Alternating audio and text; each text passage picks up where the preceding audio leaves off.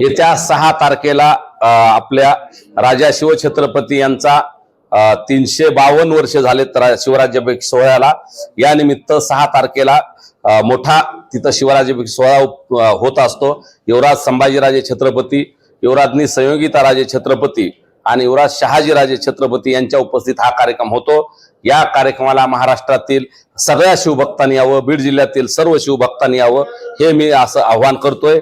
या दरम्यान 5 आणि 6 दिवस सांस्कृतिक कार्यक्रम असतील, शाहिरीचा कार्यक्रम असेल, पोवाड्याचा कार्यक्रम असेल, पालखी सोहळा असेल, असे वेगवेगळे उत्सव असतात आणि अतिशय देखणा हा सोहळा होतो। जगात हा सोहळा गाजतोय आणि आपण सगळ्यांनी या सोहळ्याला उपस्थित राहावं। मुख्य कार्यक्रम हा 6 तारखेला सकाळी 10 वाजता असतो।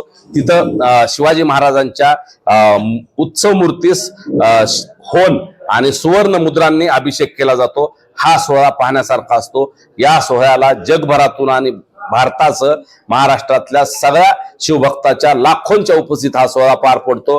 तिथं पाण्याची व्यवस्था असेल, नाश्त्याची व्यवस्था असेल, सगळे बांधव करत असतात आणि या कार्यक्रमाला मनोजदादा जरांगे पाटील हे सुद्धा सकाळीच सूर्य उगता दर्शन घेणार आहेत महाराजांच्या त्या स्मारकाचं आणि तिथं अभिवादन करायला मनोजदादा सुद्धा जाणार आहेत। त्यामुळे सगळ्या शिवभक्तांनी मोठ्या ताकदीनं तिथं यावं ही मी आपल्याला विनंती करतो। आपण म्हणले मनोजदादा जरांगे पाटील उपस्थित राहणार आहेत, तसंच बीड जिल्ह्यातून किती शिवभक्त तिकडे सोबत हजर राहणार? हजारो शिवभक्त असतात। आम्ही कोणाला गाड्या लावत नाही किंवा कोणाला ये बदल, फक्त एक ओढ असते 6 जून, एकच धून आणि 6 जून असं म्हटलं जातं। 12 जानेवारी असेल, शिवाजी महाराज जयंती असेल किंवा जिजामाता जयंतीची 12 जानेवारी आणि 6 जून या 3 तारखाला शिवभक्त आहेत महाराष्ट्रातले, उत्स्फूर्तपणे येतात। त्यामुळे हजारो बांधव बीड जिल्ह्यातून दरवर्षी जातात। तुम्ही बघत असताल महाराष्ट्रातल्या इतर जिल्ह्याच्या तुलनेत बीड जिल्ह्यातून सगळ्यात जास्त शिवभक्त तिथे जात असतात आणि या वर्षी सुद्धा ती परंपरा कायम राहील।